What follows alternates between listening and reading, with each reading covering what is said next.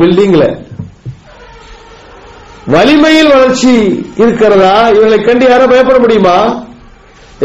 Saudi Arabia படையெடுக்க போது, அல்லது கத்தர் படையெடுக்க போது, குவைத் படையெடுக்க போது என்று சொல்லி யாரும் அஞ்சுவார்களா? நிச்சயமா இல்லை.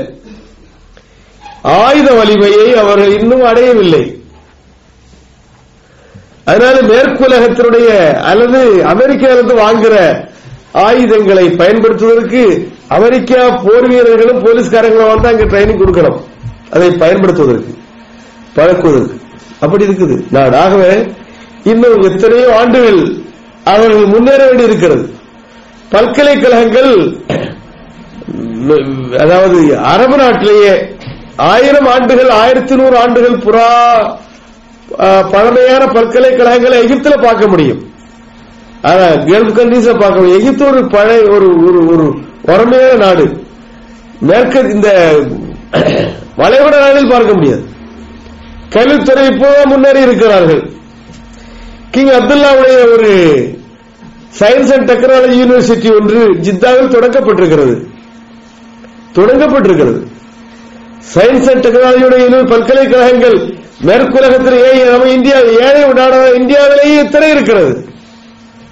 ஐஐடி நிறுவனங்களுடைய வரலாறு நமக்கு தெரியுமில்ல. குமரி மாவட்டத்தில் என்ஜினியரிங் காலேஜுகள் இதுவரையிலும் அனுமதி கொடுக்கப்பட்ட என்ஜினியரிங் காலேஜுகள் 45க்கு மேல இருக்கிறது. ஒரு சின்ன மாவட்டம், தமிழகத்தினுடைய தென்முனையில் இருக்கிற ஒரு சின்ன மாவட்டம் 45 என்ஜினியரிங் காலேஜுகளையும் பற்பல மெடிக்கல் கல்லூரிகளையும் பெற்ற ஒரு மாவட்டமாக இருக்கிறது. ஆக கல்வித்துறையில் நம்முடைய இந்தியா மேற்குலகு பல வகைகளில் முன்னேறி இருக்கிறது. இந்த முன்னேற்றத்தை இப்பொழுதுதான் அவர்கள் பார்க்கிறார்கள். ஆக கிழத்திய நாடுகளில் இருந்து மருத்துவர்கள் அரபு நாட்டுக்கு செல்லாவிட்டால் அங்கு நோய் குணமாக்குறதுக்கு வழி இல்லை. எங்க நிலைமை இருந்தது. தன்னிறைவை உடையவர்களாக இன்னும் மாறல, அவர்கள் வளரல்ல. ஆனால் இப்பொழுதெல்லாம் நிலைமை மாறிக்கொண்டு வருகிறது. பல்கலைக்கழகத்தினுடைய மெடிக்கல் காலேஜுடைய பட்டதாரிகள் அரபு நாட்டில் ஆஸ்பத்திரிகள்ல மருத்துவ பிராக்டிஸ் பண்ண தொடங்கிட்டாங்க. இன்னும் சில ஆண்டுகளில் வெளிநாட்டு மருத்துவர்கள் தேவையில்லையோ என்று சொல்லுகிற அளவுக்கு அவர்கள் வளர்ந்து விடுவார்கள் என்று எதிர்பார்க்கிறோம். ஆகவே அன்புக்குரிய சகோதர சகோதரிகளே, நாம் உயர்ந்தவர்கள், நிச்சயமாக உயர்ந்தவர்கள். குர்ஆனுடைய லாங்குவேஜில் எப்பொழுது நாம் மூமின்களாக இருந்தால் எதிலே உயர்ந்தவர்கள்? எல்லாவற்றிலும். கொள்கையில் உயர்ந்தவர்கள், இறை நம்பிக்கையில் உயர்ந்தவர்கள், சுத்தத்தில் உயர்ந்தவர்கள், பண்பாட்டில் உயர்ந்தவர்கள், பணத்தில் உயர்ந்தவர்கள், வலிமையில் உயர்ந்தவர்கள், ஆயுத உற்பத்தியில் உயர்ந்தவர்கள், அரசியலில் உயர்ந்தவர்கள், நாகரிகத்தில் உயர்ந்தவர்கள். நாகரிகத்திலும் பண்பாட்டிலும் உயர்ந்தவர்கள் என்று எல்லாரும் ஒத்துக்கிறாங்க. ஆக அந்த உயர்வையெல்லாம் நாம் அடைய வேண்டுமானால் நம்மிடத்திலே இறை நம்பிக்கை பாழ் போகாமல் இருக்க வேண்டும். இஸ்லாமிய மார்க்கத்தை கடைபிடித்தால் தான் உயர்வு.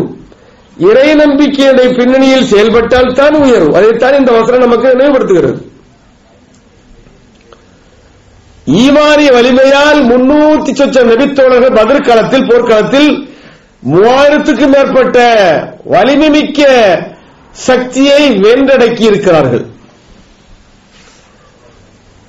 மார்தட்டி விட்டு, தொடை தட்டி விட்டு காலத்தில் குதித்தவர்கள் எல்லாம் நசுக்கப்பட்டார்கள். அபூஜஹல் யாரால் கொல்லப்பட்டான் தெரியுமா? 2 சிறுவர்களால். 2 சிறுவர்களால் கொல்லப்பட்டிருக்கிற அபூஜஹல். அதே போன்று குஃபர்னுடைய தலைவர்கள் எல்லாம் சின்ன சின்ன பையன்களால் வீழ்த்தப்பட்டிருக்கிறார்கள். இந்த ஆயுதம் இல்லாத சூழ்நிலை அல்லாஹ் ஜல்ல தஆலா பத்ர் போர்க்களத்தில் எப்படி முஸ்லிம்கள் வெற்றி வாகை சூடினார் என்பதை அருமையாக விமர்சனத்தின் வாயிலாக நமக்கு விளக்கி காட்டித் தருகிறார். அந்த சூரத்துல் அஹ்காஃப் தூக்கி படிச்சு பாருங்க நீங்க, 8வது அத்தியாயத்தை. ஏராள விமர்சனங்கள். இந்த வெற்றி யாருக்கு கிடைத்த வெற்றி? நீங்களா இந்த வெற்றியை ஈட்டினீர்கள் என்று அல்லாஹ் கேட்கிறான் மூமின்களை பார்த்து. உமா ரமைத் இது ரமைத் வலாக்கின் அல்லாஹ் ரமா. நீங்களா ஆயுதங்களை வீசினீர்கள்? வாழ்வீச்சில், அம்பை எய்வதில், அல்லது உங்களிடத்தில் இருந்த ஆயுதங்களை பயன்படுத்தி எதிரிகளை வீழ்த்தியதில் நீங்களா செயல்பட்டீங்க? உமா ரமைத் இது ரமைத் வலாக்கின் அல்லாஹ் ரமா. நிச்சயமாக இல்லை, அல்லாஹ் தான் அவர்களை வீழ்த்தினார். மலக்குகளை உங்களுக்கு துணையா ராணுவமாக இறக்கி தந்திருக்கிறான். மலக்குகள் மக்களுக்கு துணை புரிந்திருக்கிறார்கள். இறைவனுடைய மலக்குகள் வானவர்கள் மூமின்களுக்கு துணை நின்று எதிரிகளை வீழ்த்தி இருக்கிறார்கள். இதை பல நபித்தோழர்கள் பத்ர் களத்தில் பங்கு நபித்தோழர்களுக்கு ஒரு தனிச்சிறப்பே இருக்கிறது குர்ஆனுடைய பார்வையில். ஹதீஸ் பத்ரி சஹாபி என்றாலே சிறந்த ஒரு உயர்ந்த ஒரு இடத்தில் வைத்து போற்றப்படக்கூடிய நபித்தோழராகவே கருதப்பட்டார். ஏனென்றால் அவர் பங்கு பெற்றக்கூடிய போர்கள் அப்படி பத்ர் சஹாபி என்கிறார்.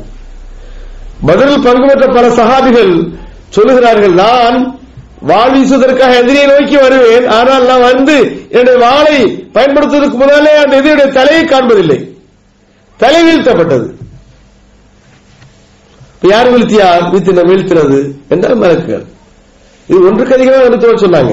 நான் ஒரு எதிரியை நோக்கி கடுமையான எதிரியை நோக்கி அவரை வீழ்த்தலாம் என்று நெருங்கி வருவேன், வாளை தூக்கி வீசுவதற்கு முன்னாலே அவர் கீழே வீழ்ந்தார். அவர் வாளுடைய அருகில் போவதற்கு முன்னாலேயே அல்லாஹ் தஆலா அவர்களை வீழ்த்தி விடுகிறார் மலக்குகளுடைய துணையால் என்று பத்ர் சஹாபிகள் சொல்வதை வரலாறில் எழுதுகிறார்கள். ஆகவே பத்ர் போர்க்களத்தில் மக்களோடு வானவர்கள் துணை நின்று காரியங்களை சாதித்திருக்கிறார்கள். இதற்கு காரணம் என்ன? அன்று மக்கள் ஈமானில் வலிமை மிக்கவர்களாக இருந்தார்கள். ஈமானில் வலிமை மிக்கவர்களாக இருந்திருக்கிறார்கள். அப்படி நாம் இருக்கணும். இருந்தால் நிச்சயமா அந்த வெற்றியை நாம் ஈட்ட முடியும், அடைய முடியும். அல்லாஹ்வுடைய வாக்களிப்பு வாதுல்லாஹி ஹக்குன். அல்லாஹ் சொல்ற வாக்களிப்பு 100க்கு 100 நடைபெற்று தீரும். அது கரெக்ட். அரசியல்வாதிகள் சொல்வதை போல அல்லது வேற யாராவது நான் செய்வேன் என்று சொல்லி செய்யாம இருப்பாங்க. பள்ளிவாசலுக்கு $1000 எழுதுகிறேன் என்று சொல்லிவிட்டு சென்று விடுவார்கள். ஆனால் அவர்கள் எழுதுவதற்கு 100 தடவை அவர்கள் சென்றால் கூட, அவர்களை நோக்கி சென்றால் கூட அதற்கு அவர்கள் தயாராவதில்லை.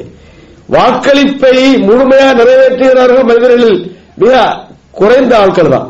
அல்லாஹ்வுடைய வாக்களிப்பு இந்த வாதுல்லாஹி ஹக்குன். அல்லாஹ்வுடைய வாக்களிப்பு நடந்தே தீரும். அதில் எந்த ஐயப்பாடும் இல்லை. ஆகவே அல்லாஹ்வுடைய வாக்களிப்பு உண்மை.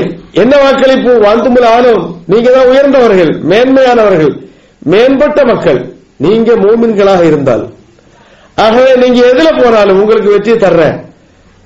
நான் சொல்ற மாதிரி கேளுங்க, நான் சொல்ற மாதிரி வாழுங்க, நான் சொல்ற மாதிரி வாழுங்கள், கேளுங்கள், உங்களுக்கு எல்லாவற்றிலும் வெற்றி தர்றேன்.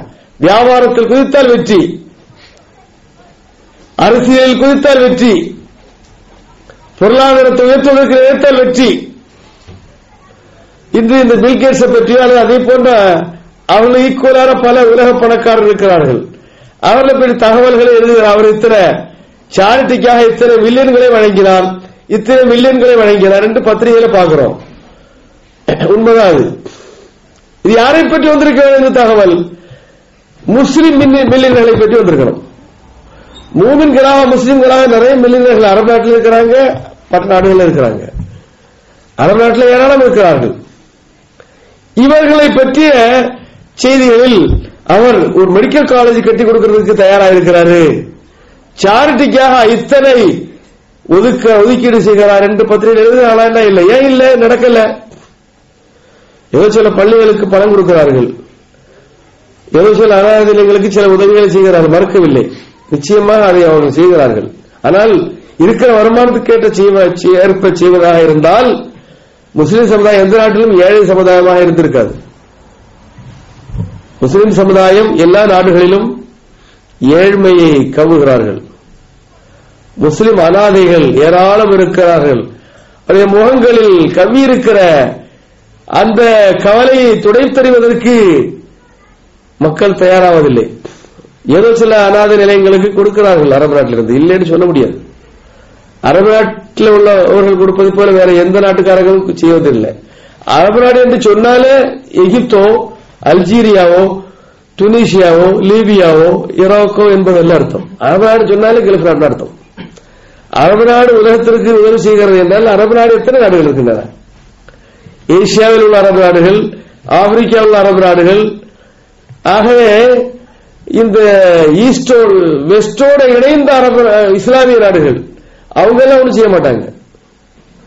மொரோக்கோ இருக்கிறது ஸ்பெயின் கிட்ட.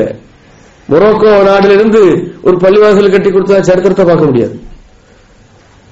அரபு நாடு என்று சொன்னாலே யுஏஇ, சவுதி, குவைத் இவர்கள் தான் அதிகம் நல்ல வழிகளில் செலவு செய்வதா இருக்கு. ஆனா வருமானத்துக்கு ஏற்றவாறு செய்யல. அன்புக்குரிய சகோதர சகோதரிகளே, உயர் உங்களுக்குத்தான் என்று சொல்கிறான் வந்துமுல்லாதவன். அதற்கு எடுத்துக்காட்டாக பத்ர் போர்க்களம் முஸ்லிம்களுக்கு ஃபேவரபிளாக அமைந்திருக்கிறது. பத்ர் போர்க்களத்தில் முஸ்லிம் வென்றடைக்கிறார்கள். நாம் எங்கும் வெல்ல முடியும். எதிரியை வெல்ல முடியும். மூமின்களாக முஸ்லிம்களாக நாம் மாற வேண்டும். இறை நம்பிக்கையில் அடியுரைத்து இருக்க வேண்டும். நழுவக்கூடாது. ஓரிரை நம்பிக்கையில் திடகாத்திரமானவர்களாக மாற வேண்டும். இருக்கிறோமா? இறை நம்பிக்கை மட்டுமா மூமினுடைய பணி? நம்பிக்கிட்டு பேசாம இருக்கிறதா? இல்ல, செயல்படணும். நம்பிக்கையோடு இணைந்த செயல்பாடுகள் வேண்டும். அல்லதீன ஆமனு அமில் சாலிஹாத், ஈமான் கொண்டார்கள், நற்பணிகளை செய்தார்கள். நற்பணிகளோடு இணைந்த ஈமான். இல்லை என்ற ஈமான் போயிடும். ஈமானை வலுப்படுத்துவது செயல்பாடுகள் தான். ஈமான் நாவில் நான் மூமின் என்று லா இலாஹா இல்லல்லாஹ் என்று சொன்னோன்னே என்ன அது நிலைத்திருக்க முடியுமா? அந்த லா இலாஹா இல்லல்லாஹ்வில் செயல்படாமல். லா இலாஹா இல்லல்லாஹ் என்பது மன்ஹஜ், வாழ்க்கை திட்டம். அது நடைமுறைப்படுத்த வேண்டும். ஆகவே ஒருவன் ஈமான் கொண்டு விட்டு மூமின் களிமா சொல்லிட்டான், எனக்கு நரகமே இல்லை என்று நினைச்சிட்டு செயல்படாமல் இருப்பாரே, ஆனால் ஈமான் ஆட்டோமேட்டிக்கா போயிடும். ஈமானை லைசல் ஈமான் பி தமன்னி வலாக்கின் ரஜ்ஜஹ மா ரஜ்ஜஹ ஃபி அக்ல் வ ஸத்தகஹுல் அமல். நான் ஈமான் கொண்டிருக்கிறேன், மூமின், நான் முஸ்லிம், என் பேர் அகமது, என் பேர் இப்ராஹிம், நான் அல்லாஹ்வை நம்புறேன், ஒரே இறைவனை நம்பியிருக்கேன் என்று சொன்னதுனால மட்டும் ஒரு மூமினாக முடியாது. இந்த நம்பிக்கை செயல்பாட்டில் வெளிப்பட வேண்டும். நடைமுறைகளில் அது காண தென்பட வேண்டும். ஒரு மூமினுடைய நம்பிக்கை எங்கே வெளிப்படும்? பள்ளிவாசலத்தோட வருகிறவர்கிட்ட வெளிப்படும். ஓ, இது அல்லாஹ்வை நம்பி இருக்கிறார். ரமலானை நோன்பு நோற்பு இடத்துல வெளிப்படும். ஓ, இவர் இறைவனை நம்பியதற்காகத்தான் நோன்பு நோக்கிறார். தான தர்மங்கள் அள்ளி அள்ளி வழங்குறவன்ட்ட தென்படும். இவர் அல்லாஹ்வை நம்பியதற்காக தான தர்மங்களை ஏற்பாடு செய்கிறார்கள். ஆகவே நான் மூமின் என்று வாயளவில் உரைப்பவன் அல்ல மூமின், ஆனால் வாயளவிலும் சொல்ல வேண்டும். அல் ஈமானு கவுலும் பில் லிசான் அமலும் பில் அர்கான் வாத்திகாதும் பில் ஜினான். இதான் ஈமான். ஈமான் என்றால் வாயாலே சொல்லலாம், லா இலாஹா இல்லல்லாஹ் முஹம்மது ரசூலுல்லாஹ். இது கவுலால், வார்த்தைகளால் சொல்லுகிற ஈமான். அப்புறம் அதை மெய்ப்பிப்பது எப்படி? அமலும் பில் அர்கான், செயல்பாடுகள். நம்முடைய உறுப்புகளால், உடம்பால், கல்வால் செயல்பட வேண்டும். செயல்பாடு இல்லாத என்ன ஈமான்? ஈமானை வாதிட்டு விட்டு சும்மா இருக்க முடியுமா? வாத்திகாதும் பில் ஜினான், இறை நம்பிக்கை இதயத்தில் படித்திருக்கிறது. ஆக இறை நம்பிக்கைக்கு 3 உறுப்புகளோடு தொடர்பு இருக்கிறது. இதயம், நா, உடம்பு. உடம்பினால் செயல்பாடுகள், நாவினால் மொழிதல்கள், இதயத்தால் திடகாத்திரமான நம்பிக்கை, செத்தாலும் விட்டுவிடாத நம்பிக்கை. இதான் ஈமான். அந்த ஈமான் வேண்டும் நம்மிடத்தில். மன் சாம ரமலான ஈமான் வஹத்தி சாபன், ஈமான் கொண்டதற்காக நோன்பு நோற்றார். எதற்காக நோன்பு இருக்கிறோம்? ஈமான் கொண்டதற்காக, இல்லைன்னா எதுக்கு பசிச்சுட்டு கிடக்கிறோம்? மன் சாம ரமலான ஈமான் வஹத்தி சாபன், இறைவனை நம்பி இருக்கிற, இறைவன் குர்ஆன்ல சொல்லிட்டா. இதான் நம்முடைய இந்த நோன்பு நோற்பதனுடைய, அந்த நோன்பு நோற்பது நம்மை புஷ் பண்ணி அந்த உந்துதல், அந்த உந்து சக்தி இறை நம்பிக்கை. இறை தூதர் மீது நம்பிக்கை, இறை நம்பிக்கை ஒன்று, இறை தூதர் மீது நம்பிக்கை ஒன்று. விடாத பிடிப்பான நம்பிக்கை.